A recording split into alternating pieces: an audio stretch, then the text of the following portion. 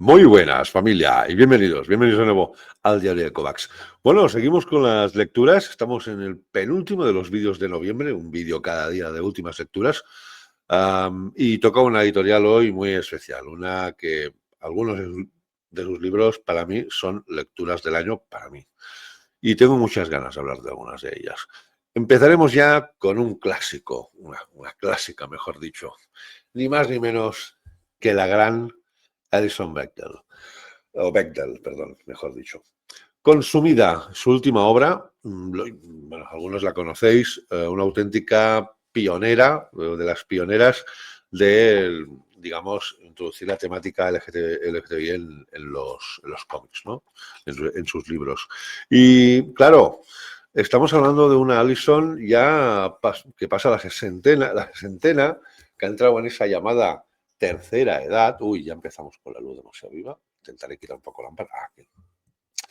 Y esa luchadora, ¿no? Esa protestona, esa, esa mujer que nunca se ha cortado en reivindicar, ¿no? Muchas cosas que realmente no formaban parte hace ya unos cuantos años, parece que muchos, pero no tantos, de la cultura popular, del día a día, ¿no? Según qué temas, ¿no? Sociológicos, de identidad sexual, económicos, etcétera, etcétera, pues está como siempre.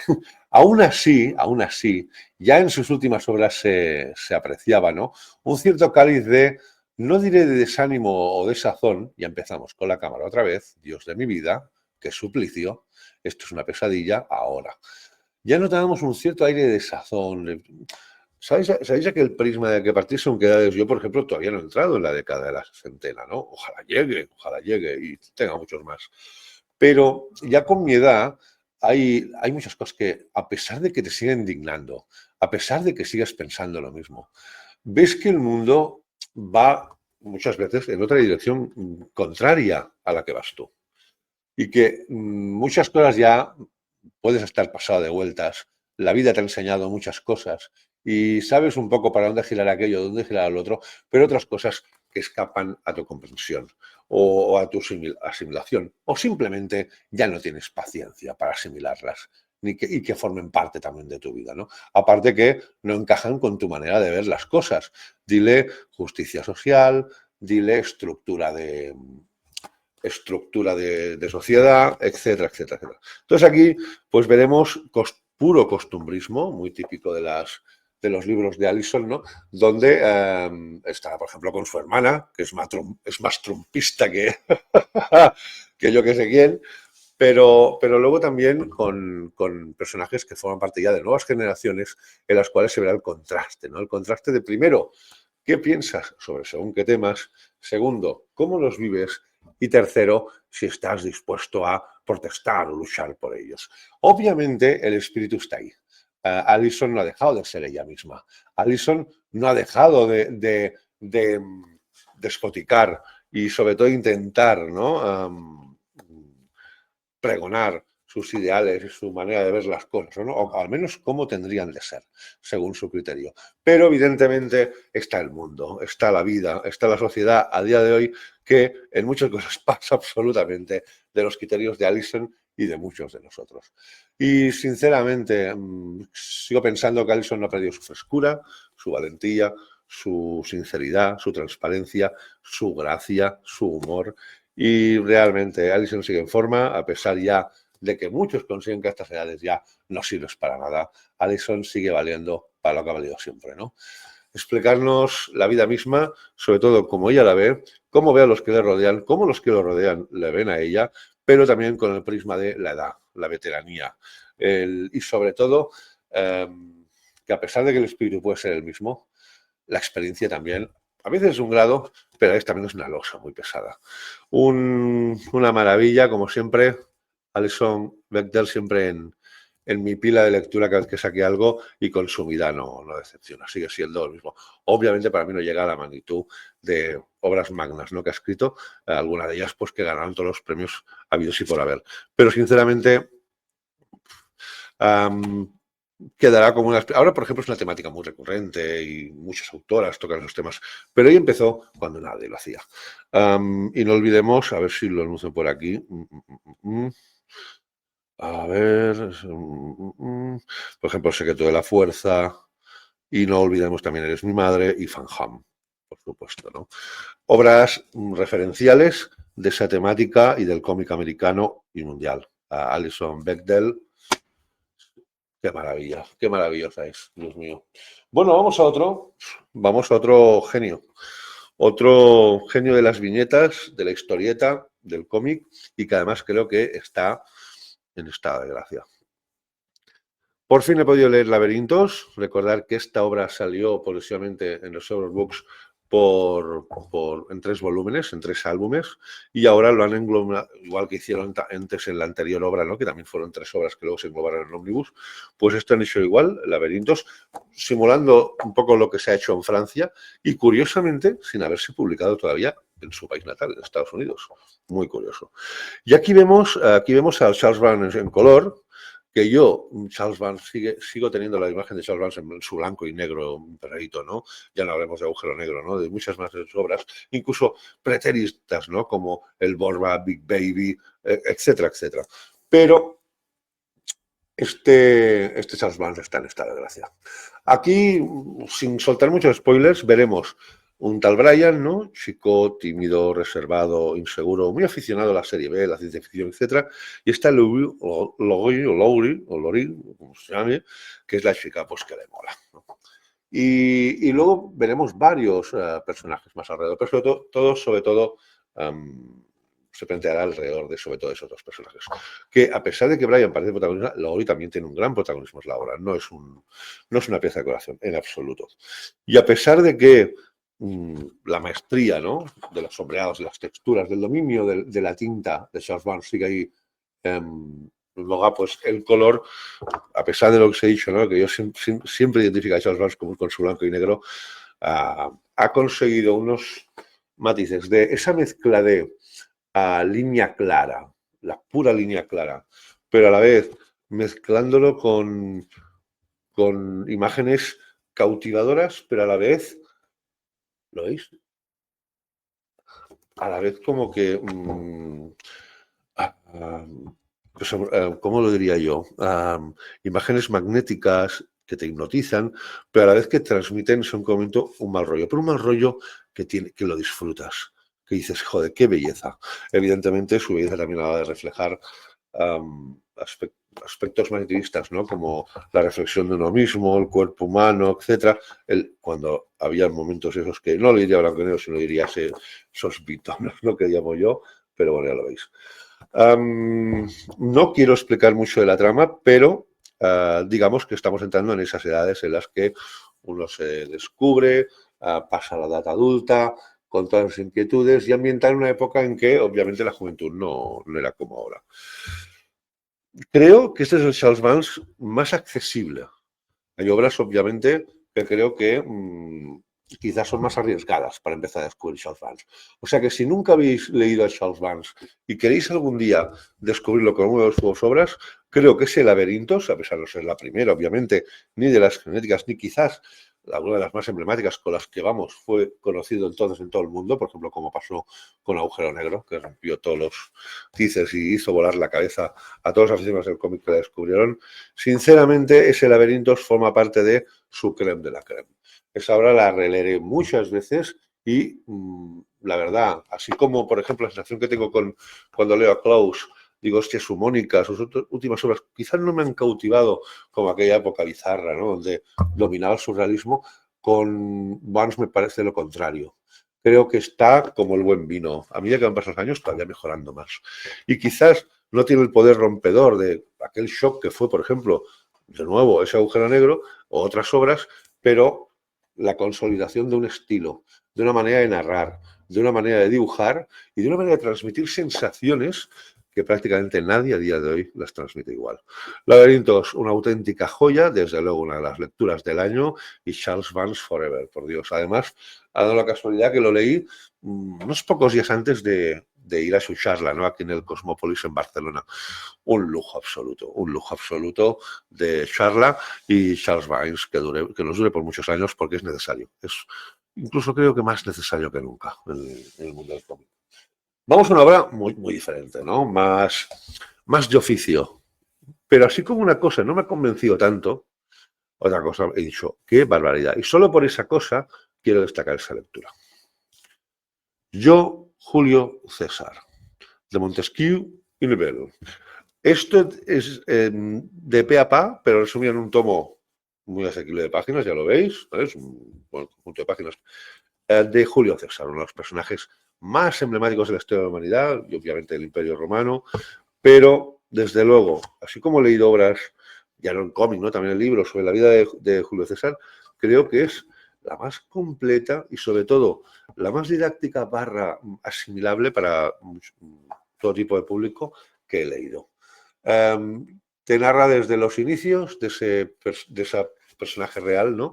Desde su infancia. Te preguntas cómo una persona con sus orígenes pudo llegar a donde pudo llegar, a ser, pues, prácticamente como un dios, pero a partir de ahí te lo explican perfectamente. No solo el paso a paso vital o los pasos a pasos vitales de ese personaje, sino todo lo que rodaba a nivel de la historia tanto romana como de aquella gran parte de la civilización en aquellos tiempos. Batallas, conquistas, obviamente saldrán personajes emblemáticos también como secundarios, pero que tienen gran protagonismo, ¿no? No solo la famosa Cleopatra, Marco Antonio, por supuesto, etcétera, como luego su trágico final, ¿no? Con Bruto y compañía. Lo único que me falla aquí, lo único que quizás no está a la altura del titánico trabajo de Montesquieu, que se rodeó de decenas y decenas de los mejores historiadores o los historiadores más digamos, más prestigiosos a nivel de lo que era el conocimiento de esa figura histórica, quizá lo que no me ha quedado a la misma altura es el dibujo. El dibujo creo que no es todo lo trabajado que podría ser. Muchas veces parecen, no diré bocetos, ¿no? Pero que está medio terminar. Y encima la elección del color creo que precisamente no beneficia a ese tipo de dibujo. Todavía acentúa más para mí esas limitaciones. Y a pesar de que creo que si el dibujo hubiera sido igual de espectacular el trabajo de Montesquieu, estaríamos hablando de una obra maestra del cómic histórico, simplemente por el trabajo de Montesquieu, el guión y cómo narra todas esas etapas y con la facilidad con la que se puede leer, considero que esta es una de esas obras capitales para entender la figura de un personaje tan complejo, con una biografía tan extensa y con tantas cosas que recordar como Julio César. Una grata sorpresa a pesar de la traba del dibujo, ¿no? Que no me ha acabado de entrar del todo. Bueno, qué ganas le tenía esto, qué ganas le tenía esto. Como sabéis, en la historia del cómic solo ha habido una obra que haya ganado el premio famoso y prestigioso premio Pulitzer, ¿no? Que yo de esos premios creo relativamente. Pero bueno, sabéis que si por algo es famosa Maus, es que era el único cómic que había ganado el premio Pulitzer, ¿no? En toda la historia. Pues ya son dos. Ha habido otro cómic que ha conseguido ese galardón, lo visteis ya hace tiempo en la sección de noticias, y es, por fin lo he podido leer, Alimentar a los fantasmas. Una autobiografía en viñetas de Tessa Holmes. Esto, digamos, que forma parte de una tendencia que he visto en otras obras, ¿no? de norteamericanas, nacidas en Norteamérica, en Estados Unidos, pero que sus raíces son orientales, ¿no? Os he reseñado aquí varios títulos, por ejemplo, de La Cúpula, ¿no? El fantasma que alimento, En el limbo, etcétera. Eso no es nada de con técnicas narrativas, algunas impresionantes, preciosas, y con una temática, ¿no? Ni se sienten asiáticas, ¿no? Porque han nacido donde han nacido, no se sienten de su país de origen, de China, Corea, etcétera, como que tampoco se sienten norteamericanos por algunas cosas que han vivido, ¿no? A nivel social, sobre todo según qué edades, ¿no? Esas edades de la infancia barra juventud barra adolescencia tan complejas. Y aquí nos hablan de esto, pero todavía mucho más. Aquí en realidad nos habla, esto es, digamos, Tessa Hulse que se ha desnudado literalmente, absolutamente, a nivel espiritual, corporal, o sea, lo ha dejado todo ahí. Un trabajo de muchos, muchos, muchos años, en los cuales habla de tres personas, no solo de ella. Obviamente habla de ella, de su madre y de su abuela. Y gracias a que estamos viendo el trayecto de esas tres personas, su abuela, su madre y ella misma, veremos prácticamente un siglo de historia, tanto primero de China, como luego también, y su abuela, cómo vivió su vida y cómo acabó fatal cuando hubo la irrupción del comunismo, ¿no? Y de ese régimen terrible de Mao, pues como de todo, cómo acabó con una enfermedad mental, de las más radicales y bestias que hay, más desagradables, y cómo su madre se entregó por completo a cuidar de ella. Con lo que la protagonista, ¿no? Tessa, nunca lo acabó de comprender, ¿no? Parecía que a veces estaba más pendiente de ella que de su hija o de lo que tenía alrededor. Y luego habla de ella. Entonces, la primera parte es una absoluta radiografía de la China de aquellos tiempos y cómo tenían de vivir la población, las mujeres y concretamente su abuela. Luego lo que vio su madre, ¿no?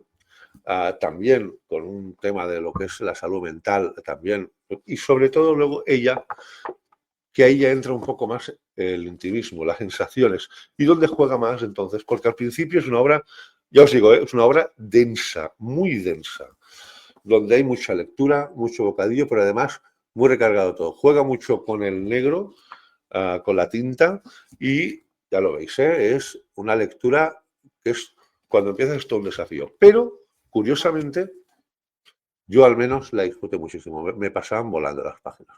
Pero sí, es una lectura densa. El estilo gráfico no es el gran protagonista de esa obra, creo yo. El gran protagonismo de esta obra es lo que explica. Y sobre todo, cómo lo explica. Y sobre todo, cómo se deja ir de ella. Y así como la primera parte del libro es sobre todo muy explicativo, muy consistivo, incluso a veces reiterativo, o al menos da la sensación, aunque es lógico que sea reiterativo, fijaos, no, veáis que no exagero. También pone fotos, mucha documentación. Hay un trabajazo aquí de documentación, de recopilación de datos y de luego cómo encajarlo todo. Pero luego ya cuando nos vamos a ella, al último tercio casi, no llegué a la mitad, pero el último tercio de su fijo, ahí ya utiliza más alegorías y páginas en las que la narrativa visual cobra gran protagonismo, ¿no? Por ejemplo, aquí tenéis un ejemplo. Y sobre todo, digamos que, así como hablamos en el anterior programa con Fran Mariscal, ¿no? Y a veces escribir una obra te ayuda a exorcizar tus demonios interiores, tu rabia, tu incomprensión y según qué cosas que no has entendido nunca. Aquí se nota que Tessa hizo algo parecido, pero por tener razón.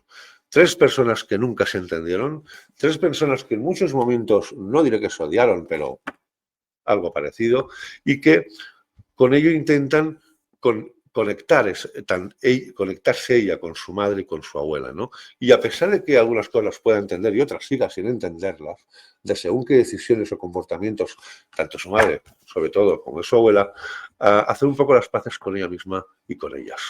Y sinceramente, aquí está el final, esto no es un spoiler, las fotos, ¿no?, de las 3 protagonistas, las 3 protagonistas hace años y su madre y ella actualmente, o hace poquito. A ver, yo no me puedo discutir aquí si este cómic tiene más derecho a ganar un Pulitzer que otras obras que han habido. Ya sabéis lo que pienso de ese tema.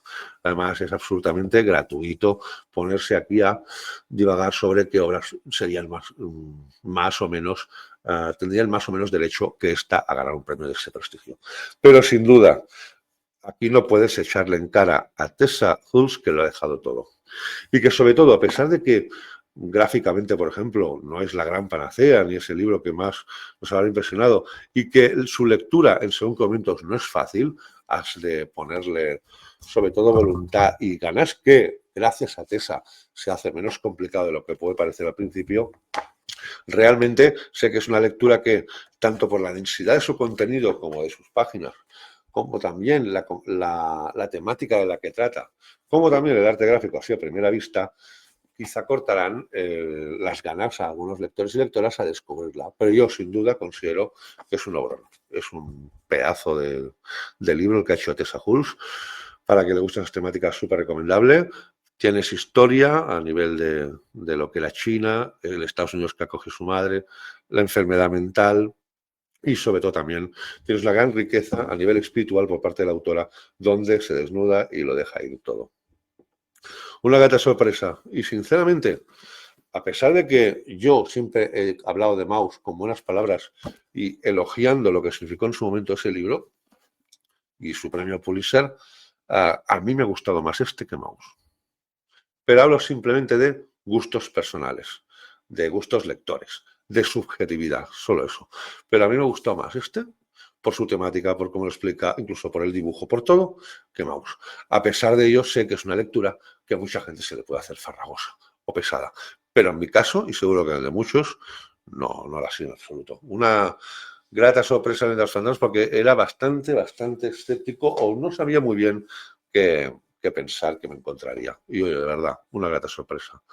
Y bueno, ahora vamos a dos obras de dos autores que han pasado por el canal ya hace poco y que hablamos de estas dos obras, ¿no? Pero ahora tocaba un poco hablar, y hablamos en su momento con los autores de estas dos obras, pero tocaba un poco hacer su reseña y dejarla en ese vídeo por si alguien no había visto su entrevista. Hablamos de los hermanos Gallego, de Javier Gallego y Juan Gallego. Javier al guión y Juan Gallego al arte.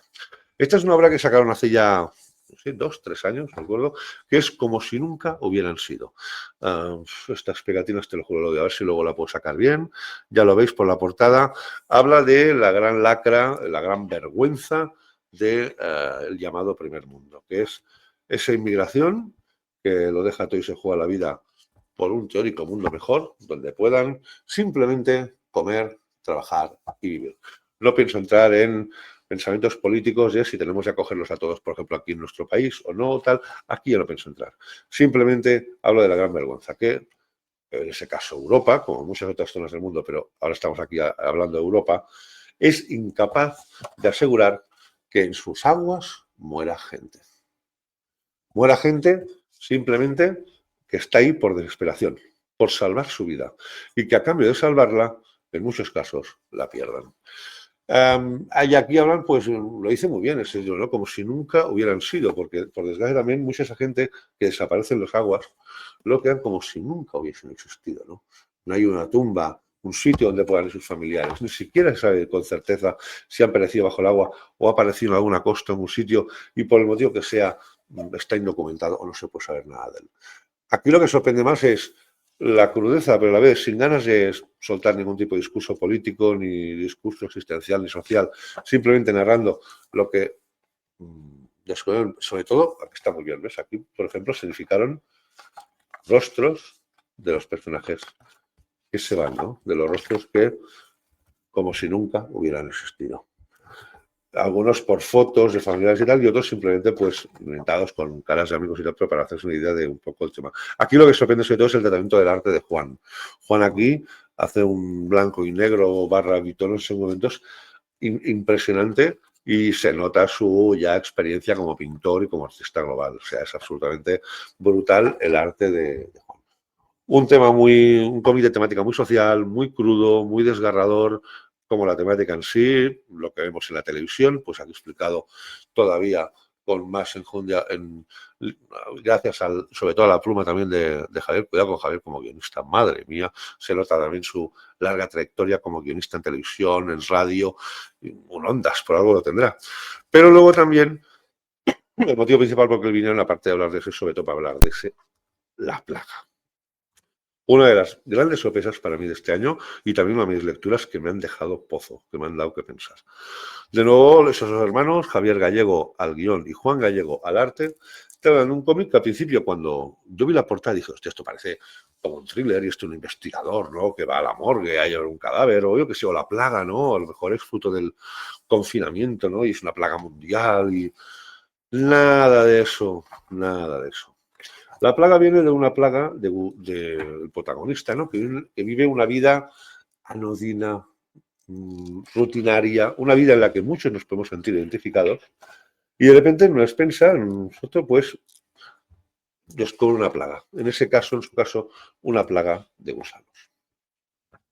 Y la alegoría de esos gusanos, ¿no?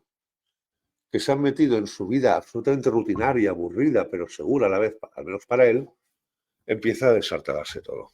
Y ahí empezaremos con una alegoría y con un... Es un cómic absolutamente onírico, donde sobre todo quieren expresar sensaciones, pensamientos y miedos. Y con esa alegoría de la plaga esa de los gusanos, ¿no? Y por ejemplo, incluso es una pasada también cómo cambia de estilo gráfico Juan constantemente, pero no para como molonismo, para decir, mirad qué bueno soy, que lo es, sino porque tiene todo un sentido dentro de la trama, ¿no? Hasta un dibujo así más yo más, digamos, más tipo, ¿no? Para el estilo el tipo de historia que está explicando, a un estilo de dibujo más juvenil infantil, a un estilo abstracto, ahora lo veréis. Y aquí, sobre todo, veremos, digamos, cómo ese personaje protagonista empieza a plantearse lo que muchos nos hemos planteado. ¿Realmente estamos viviendo o simplemente estamos sobreviviendo, existiendo? ¿Hasta qué punto seguimos siendo nosotros mismos cuando lo que nos preocupa no es lo que sentimos, lo que ambicionamos, lo que aspiramos o lo que soñamos, sino que simplemente entramos en esa fase de conformismo barra rutina barra es lo que toca barra así voy tirando?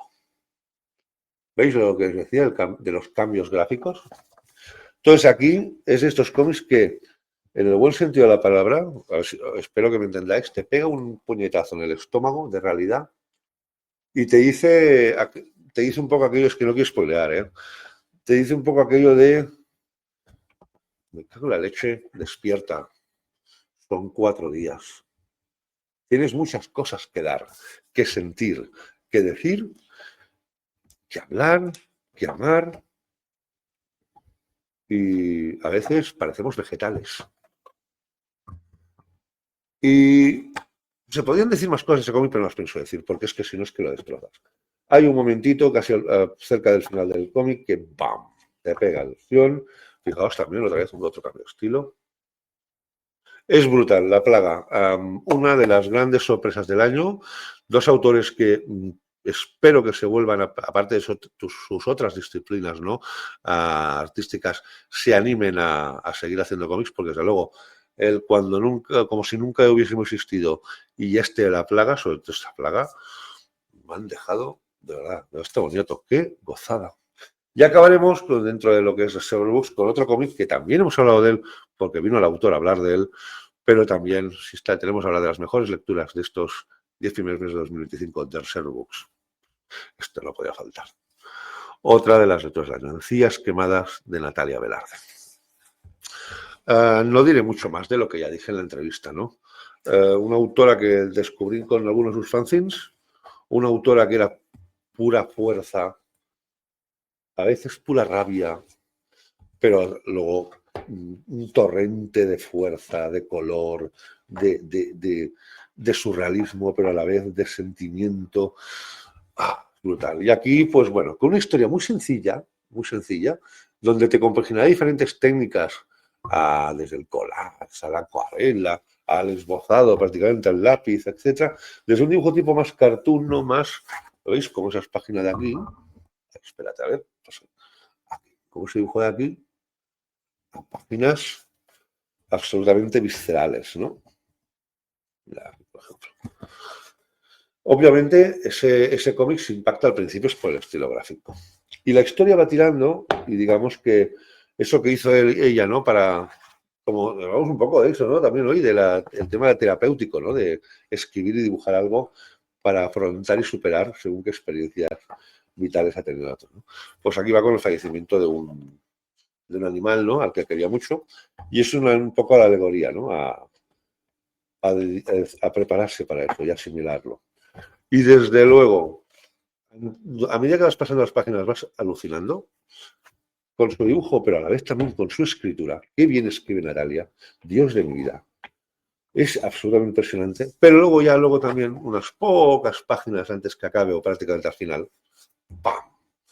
Te pega otro estilo emocional y unos seguro que cuando hayan llegado a esas páginas habrán llorado, otras como a mí se les habrá encogido el estómago. Brutal. Y desde luego, estamos ante una de las autoras que estos con más talento y que nos pueden garantizar los próximos años muchas alegrías, si hay editoriales valientes como Reservoir Books que les dejen hacer absolutamente lo que les dé la gana, porque si no es así, es imposible que exista cómics como estos. Aquí se nota que lo han dejado hacer, que la autora se ha dejado ir, y a pesar de ser su primer cómic largo, extenso, parece que lleva haciéndolo toda la vida. Brutal, y esto es uno de los claros ejemplos donde cuando parece que el cómic está todo inventado, cuando parece que el cómic difícilmente te van a sorprender, o simplemente que parece que cojas un cómic que realmente te pegue un soplo de aire refrescante, pero a la vez de grata sorpresa, cuando parece imposible, aparecen cómics como estos, como decías, Quemadas de Natalia Velarde. ¡Qué joya! Hoy tela el nivel de RSV Books esos meses. Tela. Ha habido algún otro, pero vamos, los que más me han impactado y gustado y que sobre todo quería mencionar hoy eran estos. Bueno, ya lo habéis visto. Canela, lo de hoy. Vaya telita, los disfruta con cochino, pero es que a veces disfrutas con cochino, pero dices, bueno, tampoco es la panacea, lo digo mucho a veces, si os dais cuenta, tampoco es la panacea, tampoco lo puedo recomendar a todo el mundo, tampoco. Estos son joyas. Y eso no quiere decir que haya gente que cuando los lea pueden no gustarle. Por supuesto, es el debate que hacemos eterno aquí. Pero desde luego a mí lo que me han parecido son auténticas joyas. Bueno, espero que os haya entretenido el vídeo, no quiero alargarlo mucho más. Queda uno para que descansemos unos días después de esta maratón de vídeos diarios, continuos, cada día sin fallar, de últimas lecturas. Faltarán unas cuantas editoriales, pero bueno, mañana vamos con el último, que también será de los larguitos. Y a partir de ahí os dejo descansar unos días, que vaya ritmo lo estoy haciendo llevar. Mientras tanto, y hasta entonces, como siempre, y lo más importante, buenas lecturas y ser felices siempre.